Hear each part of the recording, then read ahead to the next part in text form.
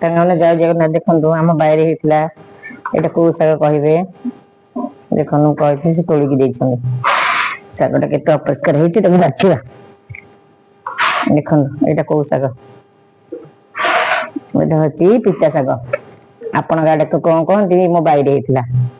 एगुटा तो बिल मानक हुए कि आमर ये बाहर हो जो आम खाऊ तो मंजी पकई दे था शाग चेर टे से आपे आपे ही बहुत हो गलानी शाग कही तोलिक देवाई से तोलिक देखो शागटा के बढ़िया है सब अपरिष्कार हो बाछा ही पड़ो पिता शाग देह भल ए आर मस से चैत्र मस तो लिंब खिया होता मुझे उठी नी तोलिया को मना करी